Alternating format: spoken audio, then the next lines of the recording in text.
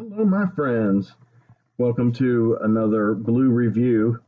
Um, this time, I'm going to talk about a theatrical release that I was able to see due to the largesse of permanent channel patron Tim Tolbert, because I am so broke there is no way in hell I can see a movie in the movie theater. Tim has helped me keep up with the new releases that I was curious about watching for this channel. Uh, And after I saw this particular film, which was night before last, he and I had a long discussion about it, and a lot of his ideas helped me kind of crystallize my own. And so I have to give him also the added credit of being a collaborator of sorts with the material in this video, and a collaborator in general with me on my channel, specifically the Blue Review show of my channel. So anyway, I am home now. I've just recorded a really exciting, well, I thought it was exciting piece for my official Henry Covert's Flickr Street website, which I have long neglected and am going to relaunch, as I mentioned in some previous videos recently. So I've gone through all the process and the outline of all that, and today I recorded a video that I think is pushing things forward, and that video will be posted on the website. It'll be a private video here. Of course, I have to upload it here to have a link to put it on the website, but I'll eventually make it public here too. But getting right into what I do want to talk about today, I went to see The Batman, directed by Matt Reeves, and so yeah, it was a 3-hour film. I almost made it through without having to urinate, but unfortunately, within the last 20 odd ish minutes, I had to.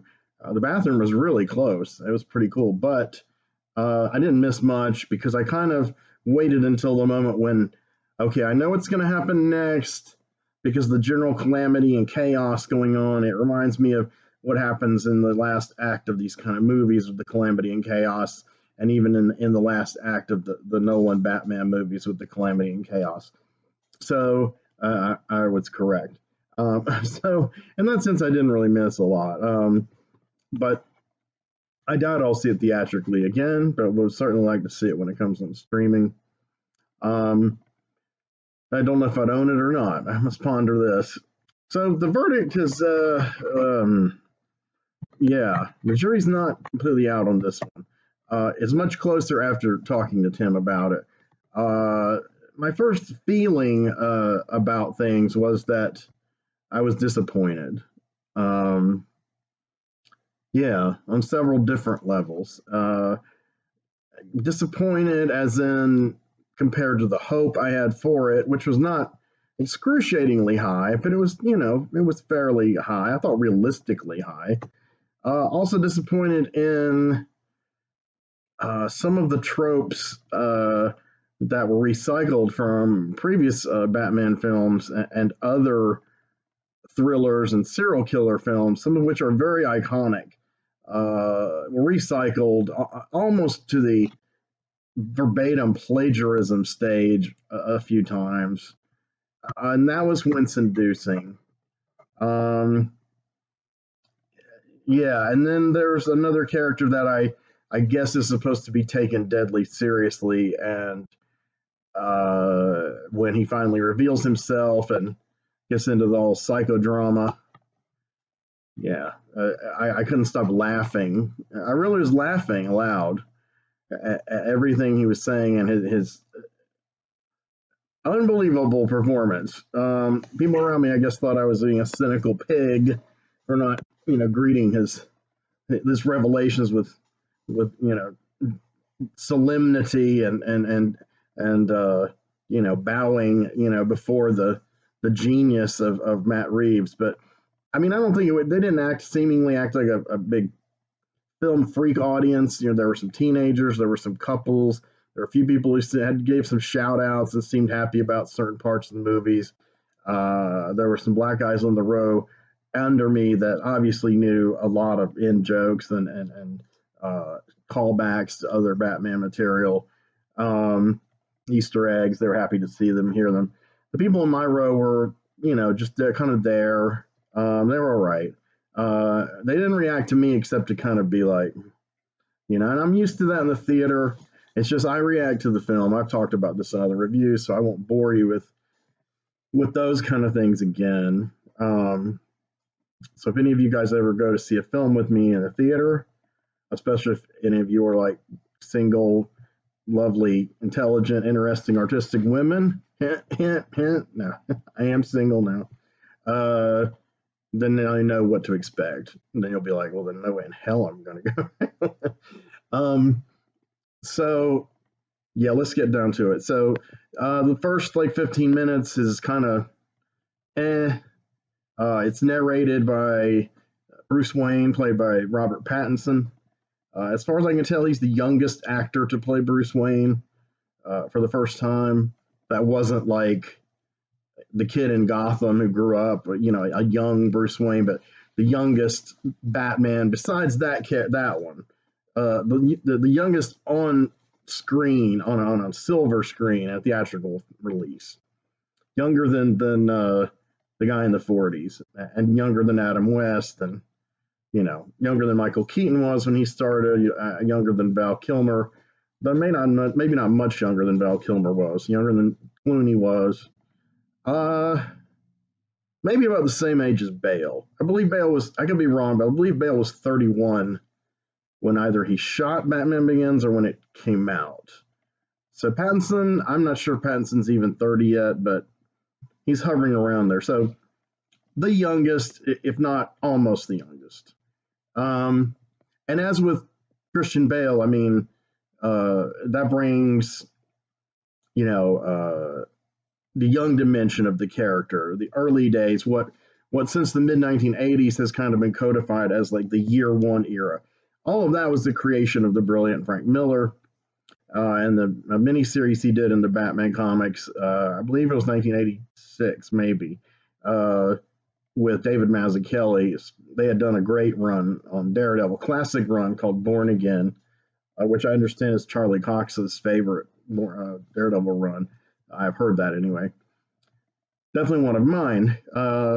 So they immediately went on to do Batman Year One. And wow, I don't own the issues anymore, and I don't have a trade of it. But one day it'll be in the library. But I've got it kind of branded in my head. There are a lot of elements of that in this movie, and there were elements of it in Batman Begins too. This movie, it kind of felt a little more like Year One than Batman Begins. Batman Begins spends a lot of time concentrating on the barely adult Bruce Wayne, seeing that Joe Chill is not going to be punished by the legal system, the guy who killed his parents, and going off and doing his long training journey, and meeting with Henri Ducard and Ra's al Ghul, and of course Henri Ducard pretending to be Ra's al Ghul. I mean, I'm sorry, another character pretending to be Ra's al Ghul, and Henri Ducard really was Ra's al Ghul. Didn't see that coming the first time you saw it, did you? I don't know if I did or not. I don't guess I did, but then it kind of made sense. I didn't see Batman Begins in the theater, but yeah, I enjoyed it. I still like it. So in any case, that focuses on the training and then him getting back into Gotham, exploring himself, getting right back in with the company, and putting on that dual role of the face of Bruce Wayne and Wayne Enterprises, which is really what he could care less about. He's there to become Batman, and of course Lucius Fox is equipping him with all this amazing technology, manufactured by Wayne Enterprises. All beautifully done, all beautiful take on things, and very grounded, very very solid, very believable. The Ra's al Ghul mystical element is really only kind of danced around. It's not really exploited.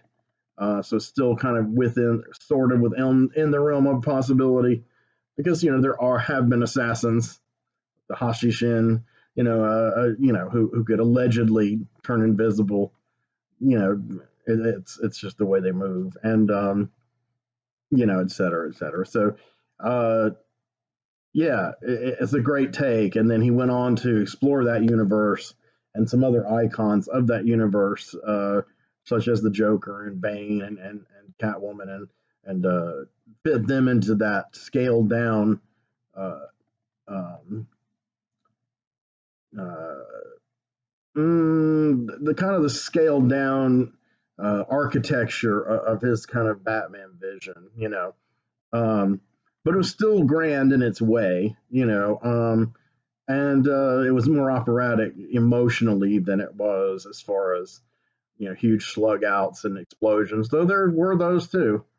Um, I quite enjoy the trilogy, so I don't want to laboriously compare this to other movies, though I am I have obviously, and I will continue occasionally. But as its own beast, you kind of have Bruce Wayne. He seems like a solitary, not a psychotic kind of character, but definitely a loner. He writes in his journal, is taxi driver ish, and he's writing a lot of things, the kind of material that you've seen and heard in Batman voiceovers and caption panels in the comics, thought balloons over the last 3 decades since Frank Miller kind of brought the grimmer, grittier Batman to the fore, and it became a super popular iteration of the character, maybe the most popular ever. And there is that there to be expected. I wasn't sure about the diary part. I thought, okay, so he's kind of not going to dive in like Bale's Wayne. He's going to go completely on the low key. So they don't get into who creates his gadgets or his costume, or they don't go into exactly where he trained or any of this stuff. I guess it's one of those things that by now his origin, it's a shorthand for the audience. Like when they introduced Tom Holland as Peter Parker in Civil War, and then even in Homecoming, his solo film, they never really get into what happened to Uncle Ben and the spider. They finally mention in the third one that the spider bit him. I think in Civil War he says bad things happen, and that's all he says about Uncle Ben. I don't even know if Uncle Ben's name is mentioned. I'm not sure, but everyone knows that's the origin. He gets bitten by a spider and doesn't use his powers responsibly, and Uncle Ben dies, and then he makes his vow and becomes Spider-Man. Same with Batman. His parents are gunned down. He goes on this long quest using his money to train and get ready to destroy crime, and he comes to Gotham City, his home, which is pretty much one of, if not the most corrupt cities on Earth. So this story, I think if it were toned a bit differently from start to finish, it would be a nice companion piece to Joker. Not necessarily set in the same Bat universe, but a very interesting kind of refracted mirror of that universe. However, there are some pratfalls and pitfalls toward the end, which just completely destroyed that opportunity, unfortunately. So it's hard to tell what ultimately what is ultimately the theme of Matt Reeves' Batman. What are his socio-political themes and content subtexts? These are pretty debatable in Nolan's stuff. I wanted to say obvious, but maybe they weren't obvious. They've been interpreted different ways, equally intelligently on different sides of the political spectrum or everywhere in between. As far as the whole thing of Gotham being corrupt and deserving to be destroyed, it's in its decadence. That's in Batman Begins. And then they rebuild. And then there's rampant corruption. The mobs jumped in and taken over things, and so Harvey Dent kind of sacrifices his himself, and so does Batman in a way, to try to give some hope. And then in the last thing, it becomes like an apocalyptic thing. Well, this movie really doesn't deviate from that arc. You are kind of given the idea that Gotham City is in its decadence, in its twilight. that it is the most corrupt place on earth, and that was brought across really well in Joker as well. Uh, if you wanted to posit these in the same universe, though, this film would take place 20 years after Joker, um, because 10-year-old Bruce loses his parents at the end of Joker, and they've been dead 20 years when this movie begins, and he has been Batman for 2 years. So he's been back for 2 years instead of starting at 25. He starts at 28, whatever. It's a little vague what age Christian Bale started at, but I think an age slightly younger than he actually was. Um, yeah, and basically he's a rumor, he's a legend, and a lot of this is summed up in his early kind of diary entries I mentioned, and some of it's just a little too obvious, like I don't hide in the shadows, I am the shadows. It's like I was just expecting him to say I'm the goddamn Batman, but he doesn't. Thank God. Um, I could see Ian Glenn's Bruce Wayne pulling that off, actually, though, in Titans. Dick, I am the goddamn Batman. Um, but, you know, it's just, yeah. I felt the intro it was reminiscent of Batman Year One. He does write a little kind of journal. It is in his thought balloons. And he does see how creepy the streets are. And he does go out in his plain clothes sometimes incognito. And he does that in this movie. The only thing unbelievable about it is he has the backpack that supposedly has his whole costume and gear in it. And it's like no bigger than the backpack I take to work with a bunch of notebooks and shit. I mean, not much. It doesn't look like he would fit all that. It'd be a little heavy to ride on a motorcycle, though he's strong enough. But it was a good nod to, in Batman Year One, he's doing that stuff incognito and trying not to be recognized as Bruce Wayne.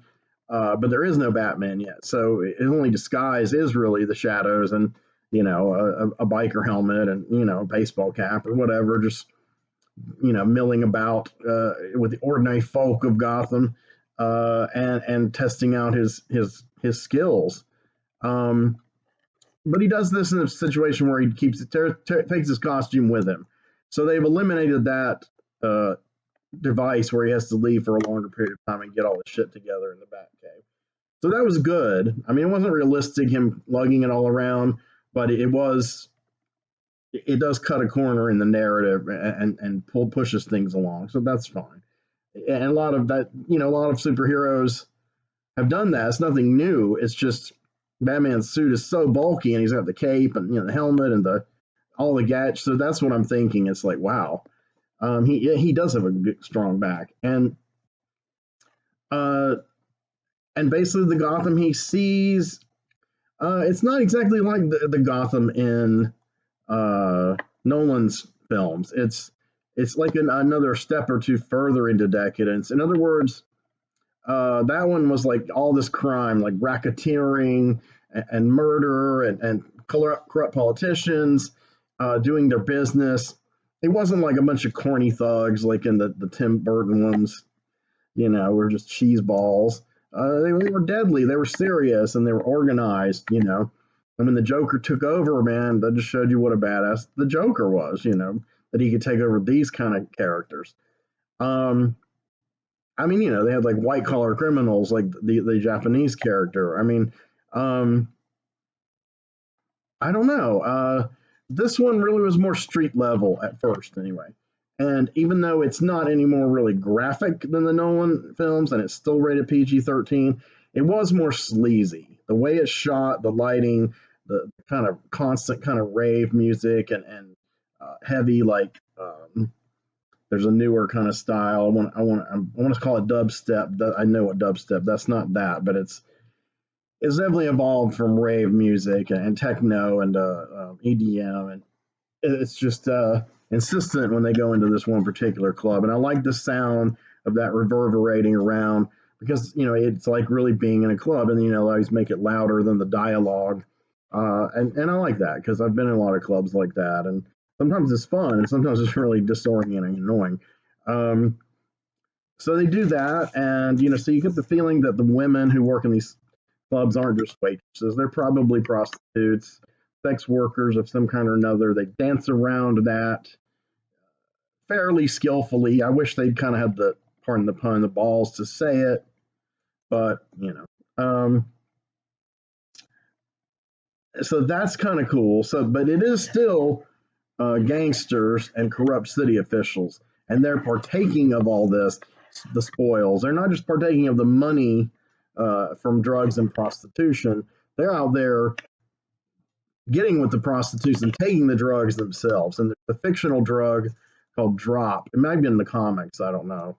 Um, and it's like a street drug created, a synthetic drug that they're making a fortune on. And so what they've done is they have resurrected the structure of the crime families that we saw in Batman Begins, which were somewhat close to the comic books.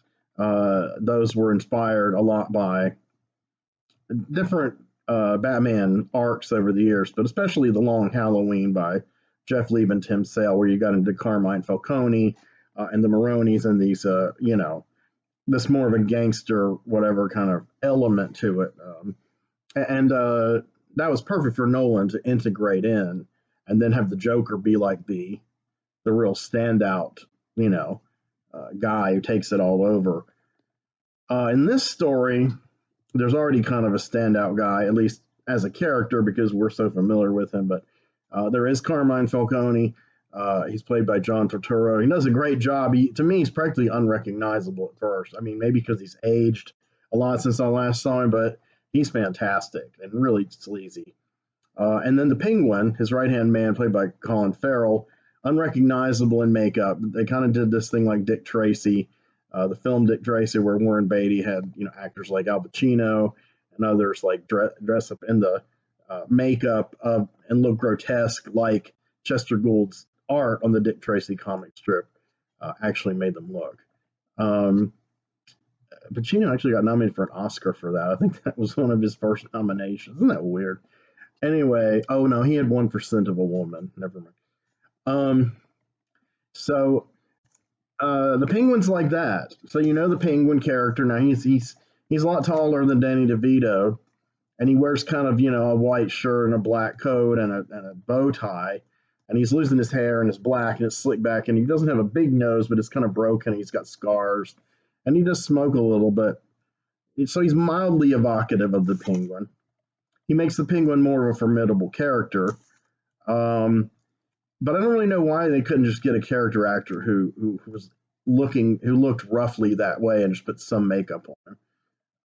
Why did they have to radically change Colin Farrell? Did Colin Farrell say, "I've got to be in this movie, but I'm too damn good looking and recognizable. Just fix that for me, and I'll become the role. I'll meth it out, man."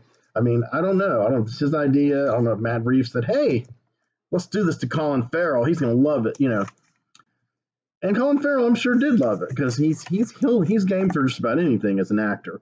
It just seemed kind of, I don't know, unnecessary. That's just me. So yeah, I mean, basically, Bruce is kind of alternating between in his Batman garb and Bruce himself on the motorcycle. He's kind of checking out the clubs. Because what started happening is these corrupt city officials are being murdered in these shockingly gruesome manner, and there's a riddle left behind, and there's a letter for Batman each time, and like I said, all these officials turn out to be corrupt, and their deaths are when they're outed as being corrupt. Evidence of their philandering and such immediately go out to the media and electronically via probably the Riddler's cell phone. And so the Riddler, yeah, I mean, so already there's elements in there that are getting weird notifications. Sorry about that. There's already elements in there that are like, okay, we've seen this before for sure. They're killed in different gruesome ways. There's a message for Batman. There's a riddle, which, I mean, there was no riddle in 7, but I don't know. I felt like Matt Reeves is obsessed with 7. Like, he probably has like a mint, that special print that David Fincher had made that had the silver silvering process that was only shown in some theaters. He probably like bought that print and watches it, in his home in the studio underground, and gets, we won't say what he does while he's watching it. That's just the vibe I get. Is like, okay, so Nolan did some heavy crime shit. I'm doing Seven with Batman. I kind of expected this it would be this way. I hoped it wouldn't. But based on the trailers, it seemed like it. And the Riddler he's over the top. He's in his mask and everything. He's very over the top. And some of the shots and things happening are swiped right out of Dark Knight, where he's got a guy tied up and he swings the camera and he's like, the guy's gonna die, and he's laughing hysterically. It's exactly what happened with Joker. I forgot the guy they did it with, and it's like, but there was no menace. Like the menace in there was like, yeah, he was laughing, Heath Ledger, but you could tell he was just fucking crazy. He could do anything. This guy, he was just giggling, and it didn't matter. It didn't have any impact on me. And the characters he kills are so incredibly unlikable. Even when they're introduced as the good guys, you're like, who the fuck are these people? And so it's easy to predict they're all corrupt. They're assholes. It's too pat. Like Jim Gordon is obviously the uncorrupted one. I don't have a problem with that. And of course, that idea, the young Jim Gordon being in the force, they're all corrupt but him. That archetype also was, you guessed it, created by Frank Miller in Batman Year One. Batman Year One was partially Bruce's story, partially Jim Gordon's, and partially Selena's story. And so obviously Matt Reeves is a huge fan of Batman Year One, and I have no problem with that. An accurate adaptation of Batman Year One would just be amazing. But they've taken the elements from different things and shuffled them around for all these movies. And that's what they do in these adaptations, because you've got years of arcs and storylines and generations of people who have their Batman or their Spider-Man. And you got to try to satisfy all of them. Well, because it's a corporate thing, But in any case, Gordon is played by Jeffrey Wright, one of my favorite actors. He's been fantastic in Westworld. Of course, he was great in many, many other movies. He's kind of been balding for a number of years. But in this, he's got like a full kind of wig, kind of a close cropped afro, very close crop. He's black. You probably know that already. First black Jim Gordon, but he's perfect. He's got the mustache. They always have to have the mustache to be Jim Gordon. So he's rocking it, and he's very understated in the way he plays it.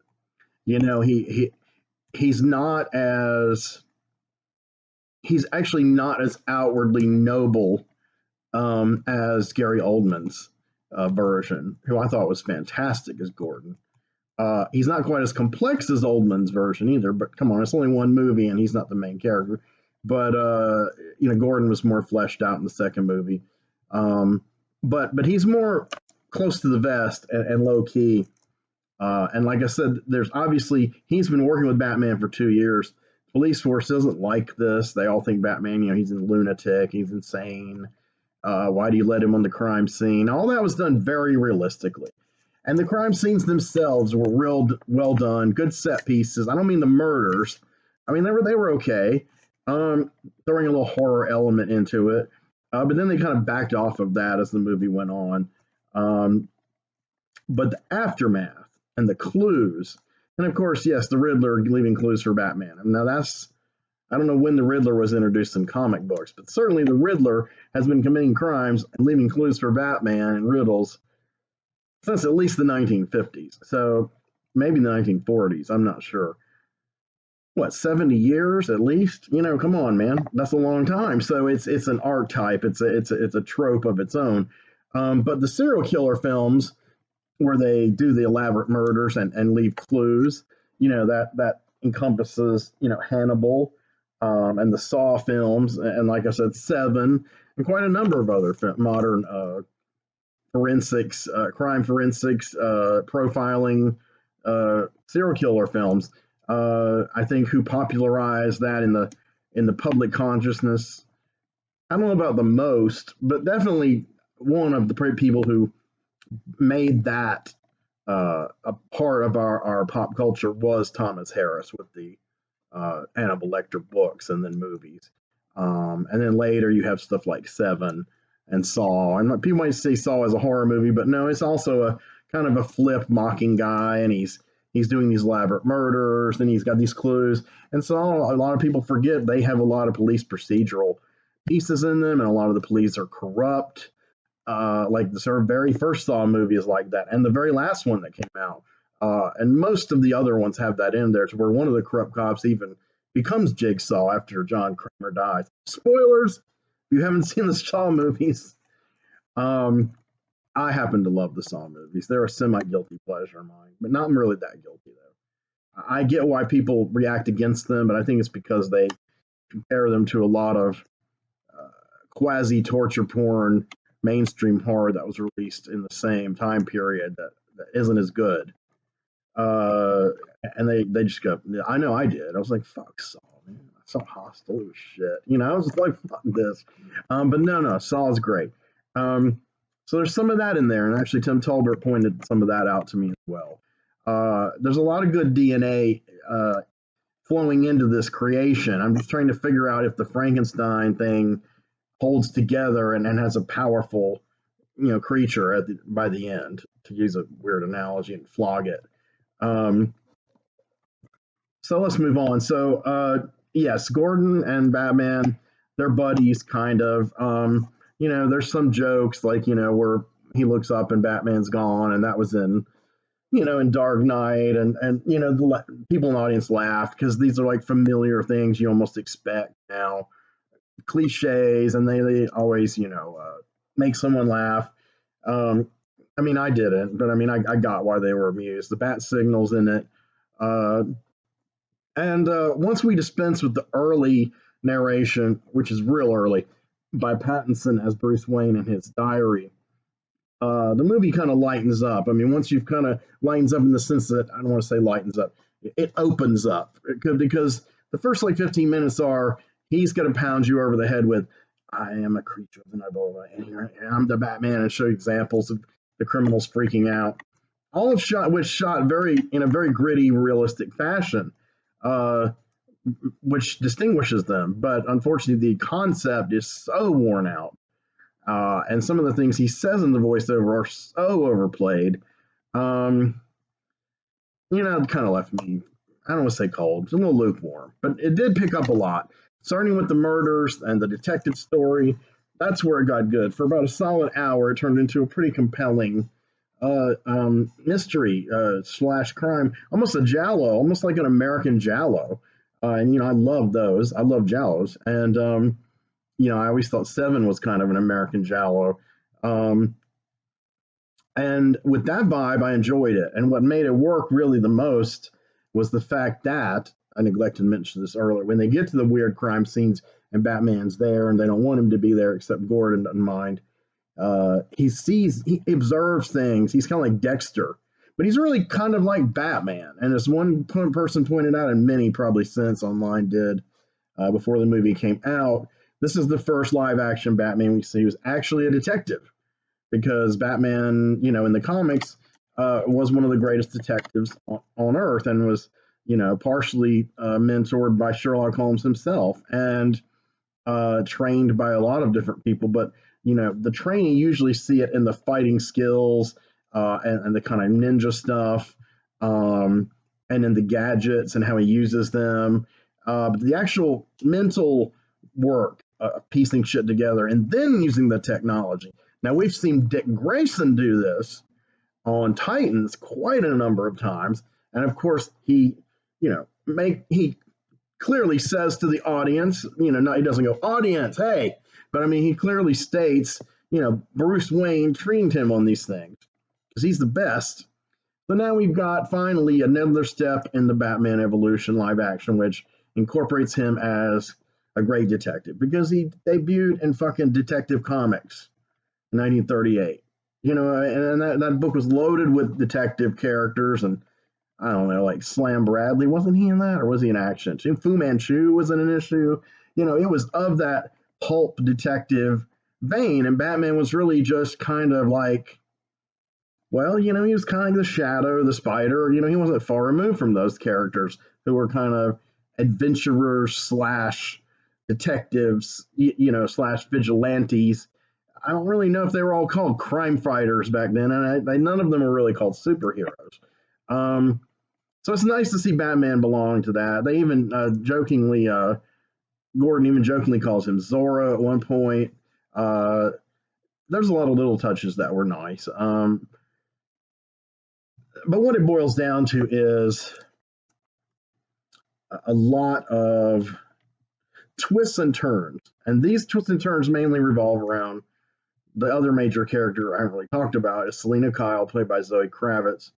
Now, her origin at first glance, even her look and her haircut, except that she's not Caucasian, is very reminiscent of her origin set up in Batman Year One by Frank Miller, and the way David Mazzucchelli drew her, even when she jumps over the fire escape, when she first puts on the costume, and you kind of get the feeling that she was inspired by Batman doing this. And she's black, so that heads back to the fact, harkens back. No, I'm not going to say Halle Berry. Yes, Halle Berry, but come on. Halle Berry was harkening back to the same thing, Eartha Kitt. It didn't matter in the 60s to them for whatever reason that Julie Newmar suddenly became African American. It didn't fucking matter, but it was definitely the same character.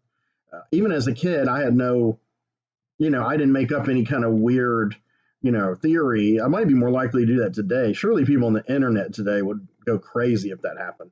Oh my God, last week there was this hot white girl, and now it's this crazy black singer with a weird voice. What? It's got to be a different character, or they're just fucking with us. And yeah, fuck fan bro. So anyway, to me, her being black was perfect. It was great. It was fun. She's actually biracial, which Zoe Kravitz is in real life. I believe that's Lenny Kravitz and Lisa Bonet's daughter, both of whom, are black, but they are multiracial. But Lenny Kravitz is half Jewish and half black, and Lisa Bonet is part white and part black, and some Indian in there, I think. I mean, so she's a beautiful woman. She's a little skinny for my personal taste, but she's very lithe, and she wears the costume, pretty much the same costume she wears in the costume now.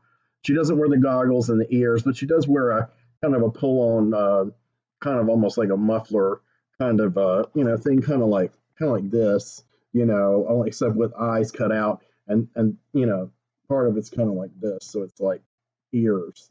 So that's basically what she has for a mask. I did love what's her name's ears, Anne Hathaway's. And her costume. It was great too. She was great in that. But anyway,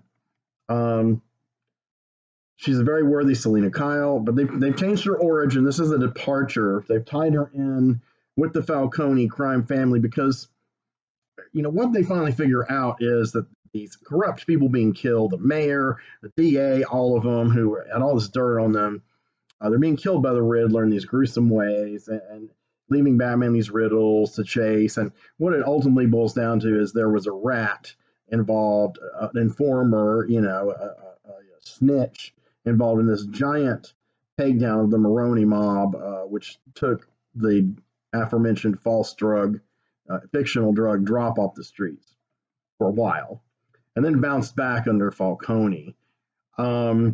So, they keep thinking it's a cop or it's a one of these powerful politician types who was the informer, and that's why they're going after them, and that's going to be their ultimate, the Riddler's ultimate villain. The Riddler's ultimate victim. So we throw in that Carmine Falcone is the illegitimate father of Selena Kyle, but doesn't know it. And like I said, he's a sleazy character. Tortoro portrays him very sleazy. He basically just fucks all these girls at the club. And again, I don't think, obviously if he's in charge, he can probably get any girl he wants. But, again, they strongly imply that her mother was a prostitute.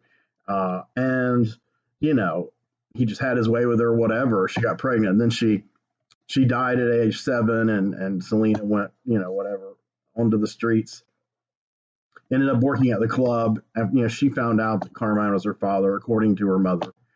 I don't think there was any DNA test mentioned. And um, so that's what she wants, kind of revenge on him. Now, another subplot is she wants revenge on someone who killed this Russian girl who was another one of the bartenders / sex workers named Annika. And she boils that down to this guy named Kinsey, who's this corrupt cop.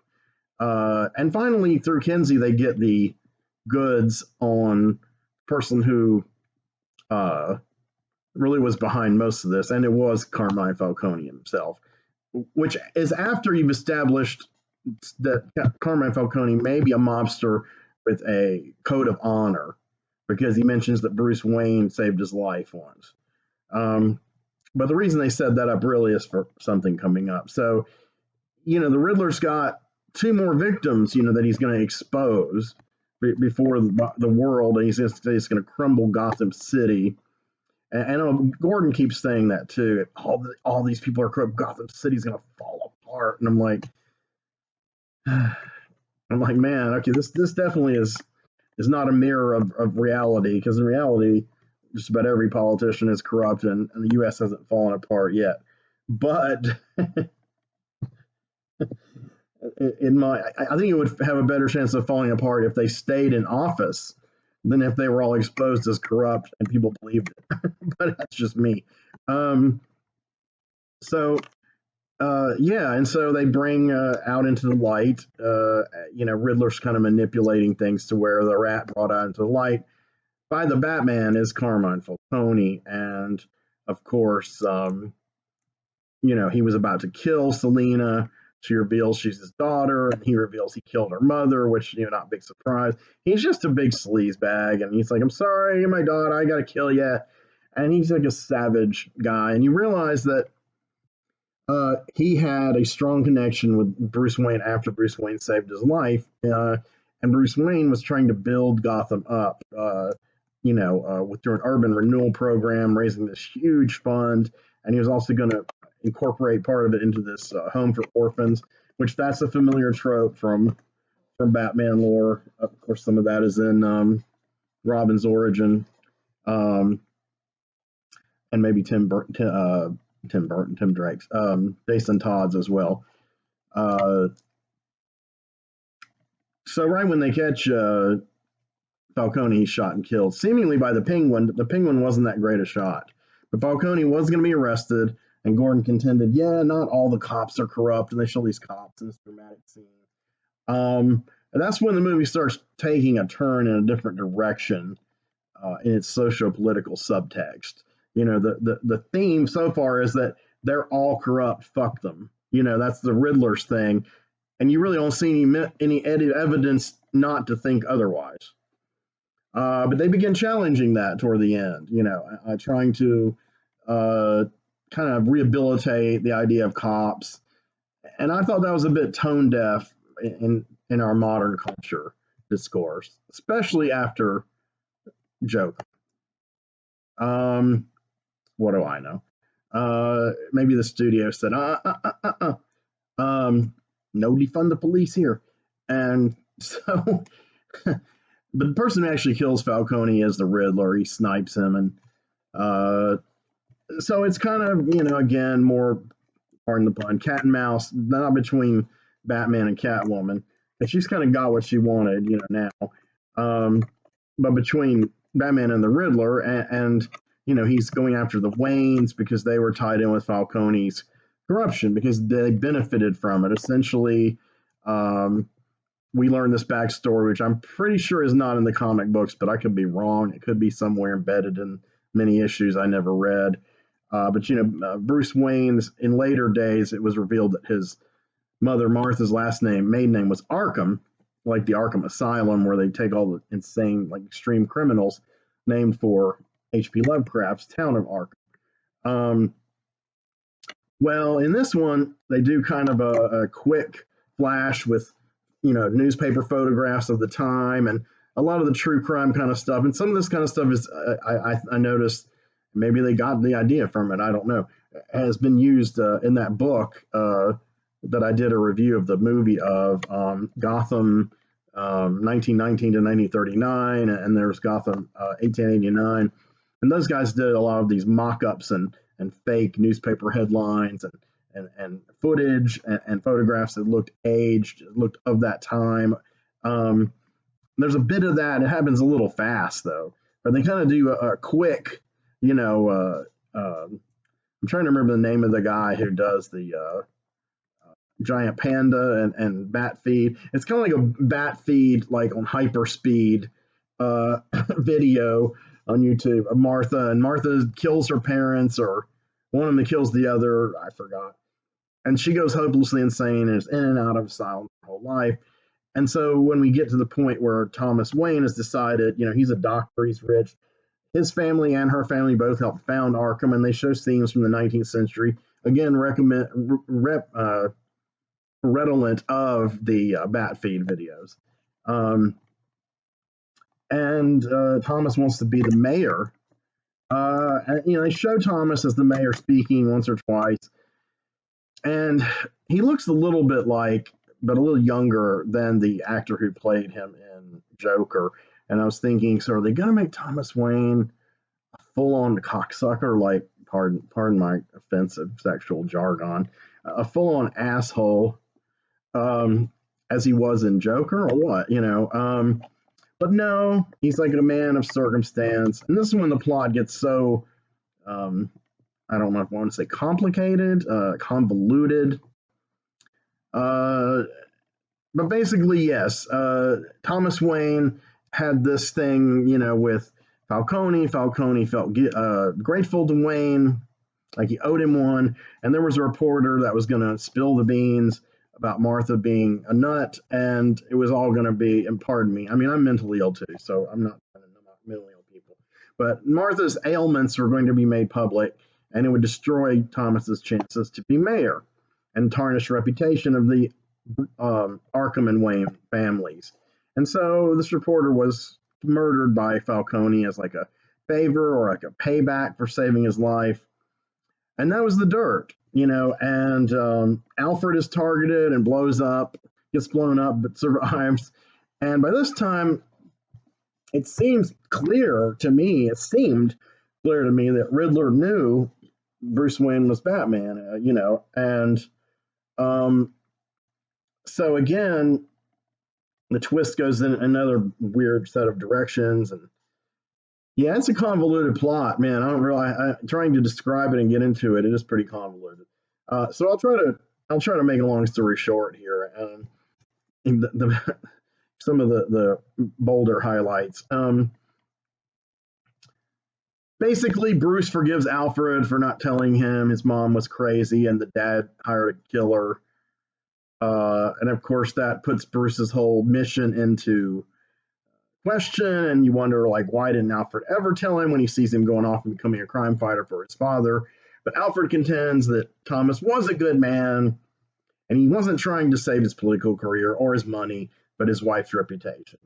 And Bruce buys that, and, Andy Serkis as Alfred Pennyworth, he's fairly convincing. And so there's a little redemption there, and that's a turning point for Bruce's character, because I think it's a little bit of expiation for him finally learning his father wasn't perfect. I mean, first it's horrible, but then it's like, because he says, I've spent my life training to fight for my father, But I think that and the scene where he forgives Alfred, it's a turning point for this character where he's not going to be quite as gritty and gloomy,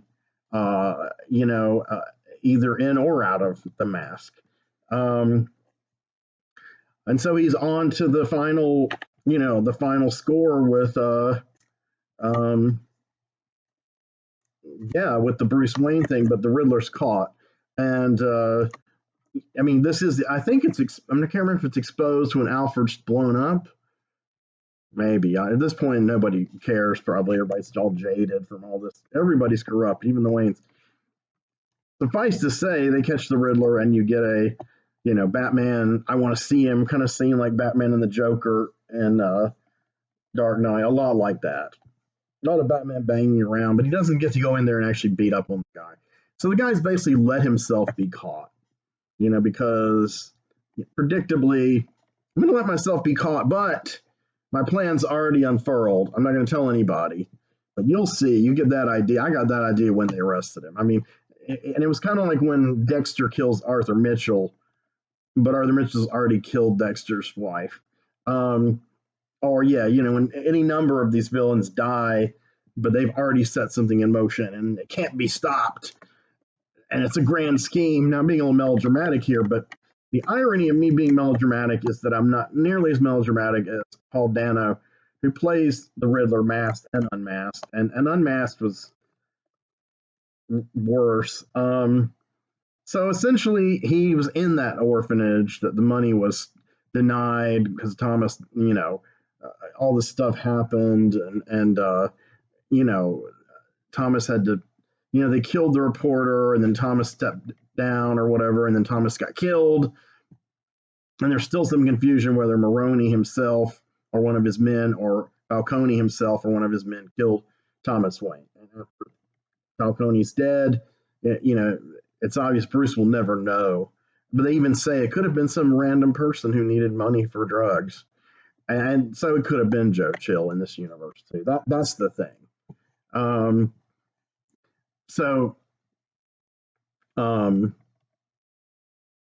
What's his face?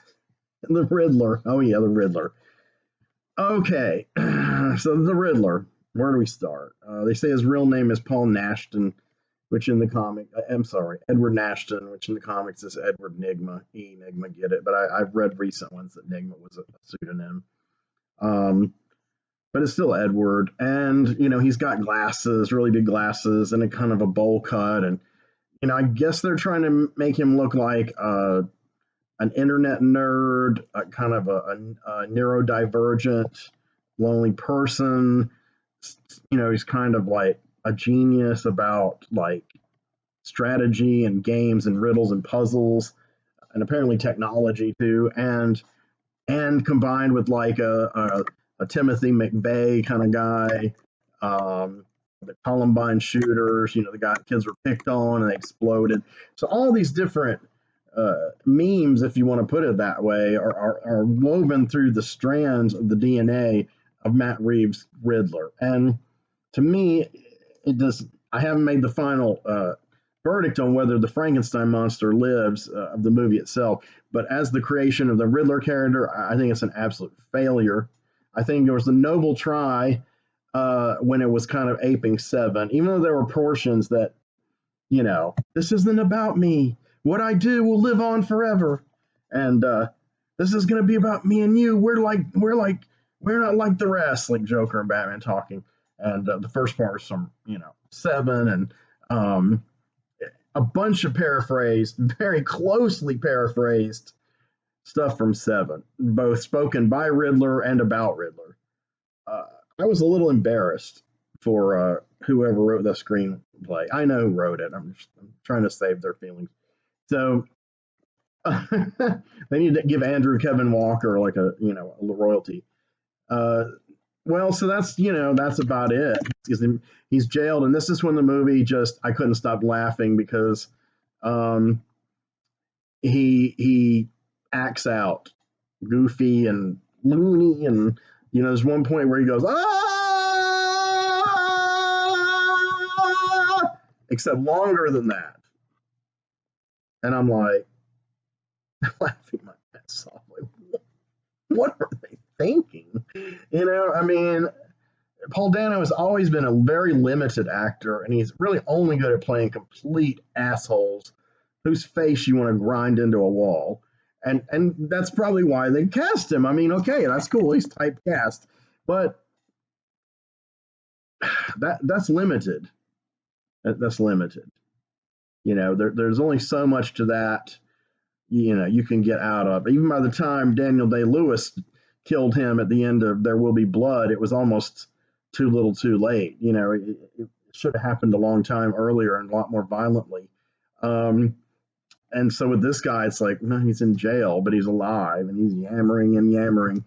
And he was a poor orphan bitten by rats. Now, see, if this had been constructed a little differently, the writing and the casting of that character, because I think they're trying to say, hey, I was forgotten in the orphanage, and they took all that money, and the people who took the money were all these corrupt politicians uh, and Falcone. Okay, so they make that clear. So he's trying to get revenge for the renewal fund, not going to the orphans, and so he had a terrible childhood. But Bruce Wayne was, taking care of Alfred up in the mansion, and he's talking about how great that was, and so there's the class resentment. I just don't think the script or Dano's performance did it justice. It didn't approach any kind of level like Joker did on that same exact topic, not even remotely in the same league. And I mean, they already established early in the movie that Bruce Wayne doesn't care about money, the corporation, or even losing money, being seen in public. He's definitely the most misanthropic Batman yet. The most doomy, gloomy, gothy, mopey, emo Batman. But I think he pulls it off, to be honest, and transcends it. But Dano does not transcend the Joker. There's not much to the Joker in the comics. I mean, the Joker. Sorry, the Riddler. There's not much to the Riddler in the comics. So then if you elevate him to another level in the movie, there wasn't much to that character. So there's really only so much you can do. It really, the murder mysteries, the Giallo-like elements, though they should have had more sex, but it's, again, it's PG-13. Those elements were cool. I don't think the payoff with the Riddler was worth it. In a Giallo, it would have been a similar kind of nut who may have been a good actor, but would have been dubbed the bad actor, screaming. But it would have been for 10 seconds, and he would have been like, I did it because I had to get the money from the solicitor, because when I was a child, there's a doll that broke and it got in my eye, and I hated women forever. And that's it. But in Dano, you get 5 solid minutes of just torture. And when Batman realizes that he doesn't know he's Bruce Wayne, then he kind of starts channeling the Bale Batman. And he's like, what have you done? What have you done? Making it clear that, okay, I've still got a scheme. So they go back to where, Riddler was hanging out. And again, they show his wall, festooned with all these articles and stuff. And I mean, it looks cool, but by this time in this kind of movie, it's just cliche kind of. I don't know. Maybe it's the way it was shot. And somehow or another, Batman figures out that something's under the carpet. So underneath it, he sees this map of Gotham and these points, and it says renewal. So somehow the Riddler tells him he's got these bombs at 7 points in Gotham. They're going to go off really soon. Oh my God. So they go off. So yeah, Gotham, the bridge collapses, Gotham floods, buildings blow up. And that's when I went to the bathroom, because I was kind of like, okay, Selena's story's wrapped up. Falcone's story's wrapped up. We know who the Riddler is and what he's done. So the next few minutes, it's going to be Gotham in chaos and big set pieces and disaster. And Batman is going to be struggling to survive and save people. Just like scenes like when Gotham almost gets destroyed at the end, the third act of all the Nolan movies. And that was right. That was what happened. I didn't miss anything. Unfortunately, it was still going on when I got back, so I had to kind of suffer through some of it. And then one of, if not the most unbelievable plot points comes into play, because it's not enough that Batman has to try to save people. Of course he's got to have some physical resistance. All the gangsters are, they're gone. Tim Tolbert told me, well, they have to have somebody for him to fight. And the Riddler said, I'm not a physical guy, I'm a mental guy. And what we had found out right around the time Riddler was apprehended, so late in the game, is that he had a mass following as the Riddler, in mass costume. And he said at least 500 people. And apparently these are people from maybe all over the world. You don't know, it's the internet. And you see some of their comments like, yeah, use a rifle, do so-and-so. And Gordon says at one point, there are some really extreme right-wing nuts or something like that. So you're thinking, these are militia guys, maybe. Or maybe they're just angry nerds. Who knows, man? It's like 4chan. I don't know. It could be anybody. Well, here's what they are. Somehow or another, Just about the time that the Riddler's caught, and his bombs are about to go off, all of a sudden, all of his, not all, but not 500, but several dozen of these, his internet followers, his internet friends, his Facebook buddies, are all garbed like the Riddler, and they're all armed to the teeth, and they're all like have assassin level sniper skills and fighting skills like martial arts. And in that moment, it was like, okay, somebody just wasn't thinking. Because they start giving Batman a hard time. I mean, he's been beating the shit out of people way, way more formidable than these guys through the whole movie. And admittedly, he's probably tired and slowed down and injured, but goodness. I mean, he gets like 6 or 7 of these guys. He might take out one, maybe two, and then one guy kicks him, knocks him over, one guy shoots him. Again, his costume is probably the most bulletproof Batman costume that I've seen a Batman have, because he gets shot at close range a number of times in this movie, and never gets hurt. I mean, he does kind of, try not to let it hit his face. Well, this guy shoots him. I think he shoots him like really point blank in the chest, and he goes flying back. So I got that. That's realistic. Impact finally did it to him. The armor can't soak up all that, kinetic energy, so to speak.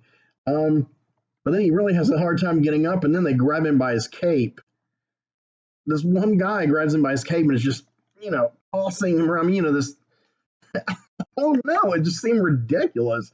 And then they're like throw him off the ledge, and they're about to shoot him in the head, and obviously Selena saves him or whatever, and then he falls and he's trying to save something. He falls off another ledge and he's hanging on, and no, the first time I forgot who saved him. Selena saves him the second. I don't know, man. I mean, somehow he gets up both times, using all the rest of his equipment until he's finally on that metal thing, and the only thing he's got left, the remaining Riddler killers, his internet friends are about to kill Selena, and he like takes adrenaline out of his pouch and like injects himself with it. I'm assuming it's adrenaline. He gets a rush and he just beats the living fuck out of what's left of him. And they have to calm him down, which they do a little too quickly. I mean, the guy by this time should be having a nervous breakdown with this level of stress up and down. But I got to say, Pattinson plays it pretty well. He doesn't play him as this invincible guy in every scene. I mean, there are times when he's running from the police station, he goes out into a parapet and it's an eagle. So that's a classic Batman shot. You think, oh, there's Batman above the city. He's going to leap and glide. But when he runs out, he almost trips on the eagle, and he actually looks afraid. And I was like, wow, that was cool. That was realistic. And he does, at that point, employ his kind of little bat parachute wing thing that he's used in other stories. And it looks like, from his expressions, he's never used it before. And he's a little unsure of how he's directing the gliding. We don't have a Morgan Freeman breakdown for him beforehand. And then after that, the air currents are going to rise, and it's going to be okay. There's none of that in that. It's like he just zips it, and it's do or die. So, yeah. So the end is over, and Riddler's still there, and the trolls from the internet beaten, and Batman battles an army of right-wing internet trolls. Maybe this is a really timely movie. Maybe this has something to say. Maybe they represent all the people who are like, "You're gonna suck, Pattinson." I don't know. I'm just throwing shit out there at this point. And Batman's like swimming around in his costume and he's saving people. And here comes the narration, and the music has come in, and it's gotten heavy-handed and manipulative. It's a different vibe than anything like the Nolan movies. It's melodramatic, not in a good way. It's not operatic. It's soap operatic, and not in a good way. I don't know. It was studio manipulated. It seems like they didn't trust the dark tone, and not only that, through the narration and then a montage they do of the lady who's running for mayor. it's like, yeah, we're going to restore the police and corruption's gone and we're going to rebuild Gotham and so it's like law and order, law and order. So what they've been telling you the whole movie that law and order utterly fails, only Batman can do this. Now they're saying, nah, but we're going to do it anyway. Why change the system? I mean, besides, we're all halfway underwater, we don't have any power. We can live like cavemen. But they do mention, that then somebody's going to jump into the power void, like the Penguin, and take it on, which is, again, that's echoing of the ideas from the Nolan movies about when Gotham's in chaos and those people come to kind of pick it clean. And that's kind of also the idea of what they were saying in the beginning, how things were turning out. So Batman feels he has to stay around and fight those forces, and all that stuff it's fine. It's just I've heard it so much before in the movies, in the comics. And he says goodbye to Selena, and I don't know. Then they like part, and they're riding their motorcycles together, and there's no indication of why they're riding their motorcycles together because they've already said goodbye to each other. And then it looks like they get to a fork and he goes this way and she goes that way. And that's the dramatic thing and the music swelling. And it's like, I thought he was just going to just change his mind and he was following her to catch up with her because he wanted to go with her. And she was like, I might go she said, I might go upstate, maybe Bloodhaven, which, is a city near Gotham in the comics that Dick Grayson had lived in for a while. So that was disappointing. Now, I don't know. Not that he didn't go with, I don't know, just something that wasn't predictable. Everything from the time they catch the Riddler to the end was predictable, by me anyway. Very predictable. Everything. The plot twists, the dialogue, the music, the rescues on the buildings. I mean, only thing that wasn't predictable was, the internet trolls having the ability to beat the fuck out of Batman. Now, I didn't predict that. But that's because it's absurd. But anyway, so yeah, there's a bunch of like false endings. It's not structured. After the third act climaxes and Batman's doing the rescue and the voiceover, which they've got to have that inspiring hope voiceover, like they did in there's another movie they did that in, kind of ruined it, that I liked. It wasn't a movie. It was the end of Daredevil season 2, the last episode. You have Karen, but there is hope, even after all the darkness. This is my article for the blah, blah, blah, because now I'm a reporter. And then Matt comes in and goes, I'm Daredevil. And that redeemed it. Because I was like, if it ended like that, I'd be like, fuck this maudlin. But that was, Charlie Cox can always save the day. But he wasn't in this movie, unfortunately. But I do like Pattinson's Wayne Batman. He doesn't have that iconic connection, instant resonance with me, like, say, Charlie Cox's Daredevil or Brenton Thwaites, Dick Grayson / Robin / Nightwing. Those are the characters. Wayne has always been hard to pin down. He's kind of amorphous. He's kind of a tall, I guess, good-looking white man, clean-shaven with black hair.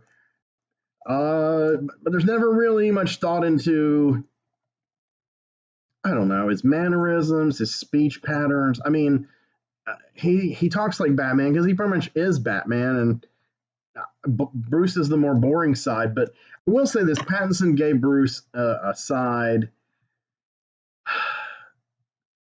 a different dimension, not necessarily more of, not necessarily better than, but he gave him a different dimension, human dimension, than Christian Bale or Michael Keaton did. And of course, no one else who's played Batman has given him any human dimension whatsoever, except Ian Glenn, but he didn't play Batman. He just played Bruce Wayne out of costume. So I did like that. It's a different kind of pathos. There's some similarities between the three characters. They're all brooding as hell, that's for sure. I don't know. At the end of the day, I think the big wins for this movie are the casting of Pattinson, the casting of Zoe Kravitz, the casting of Jeffrey Wright. Those to me are the three big victories. Casting of Andy Serkis, serviceable, not awesome like Michael Caine or potentially awesome but frittered away like Jeremy Irons. But still, casting of the Riddler, complete thumbs down on that one. Casting of Colin Farrell, what's the point? Casting of Falcone was Tortura, big thumbs up for that. So a lot of good casting, a lot of great photography, a lot of very modern, cutting-edge photography, some great action scenes, some great chases on motorcycles and cars that I haven't talked about in detail because that's usually not the kind of stuff I talk about in detail in these kind of reviews unless they, are the engine that drives the plot specifically. Pardon the pun with the car thing. The minuses are, the third act, peter out and structure and reveal of Riddler, and wedged in the middle of all that, before Bruce and Selena say goodbye. This should have been like an extra scene at the end for Marvel lovers, like wait till the end of the credits, and everyone in my theater did, and there was nothing but a question mark on the screen. Is the scene with Dopehead, what's his Drophead, the Riddler, that guy, Paul Dano, and he's just all moping and crying, literally crying in his cell, because even though he blew up everything, it didn't destroy Gotham, and he failed, and someone is like reassuring him in this calm, kind of smarmy, kind of cheesy voice. And I thought it was like himself, like his conscience was telling him, like, "No, Edward, you're not a failure. And they're saying stuff like, everybody wants to come back, and like, okay, so he's encouraging himself that he will return. There will be a sequel. And so I'm like, oh God. And then I realized they did this whole scene just for that purpose, to drive that home like a stake through a fucking vampire's heart, because the person talking to him is not himself, but the Joker, played by Barry Keoghan, who I recently praised for his work in Eternals. You then will show him full on, not really in good color, but he's got the big hair and he's got the lipstick, and obviously his face is pasty. But he doesn't really look that great to me. I mean, I'm not saying he can't play the part, but the way he played the part in that brief cameo was just stupid. Sorry, I just gotta call it. He wasn't threatening, scary, or funny, or insightful, or it's like, it's the Joker. Oh, there's gonna be a sequel with the Joker.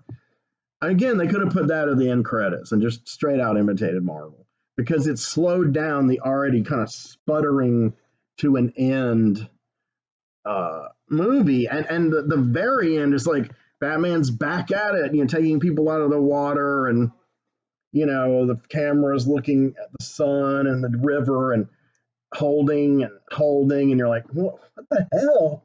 We get it. The music's like, so emotional. And one thing he says in the last narration is basically like he's rethinking what he did as Batman. Instead of like hunting the villains, but he should be helping the victims.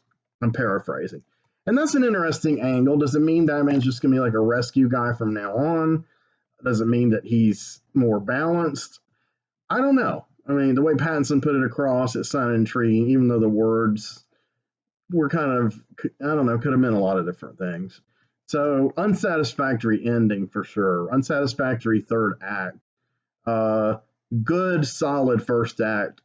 I would say good to great second act.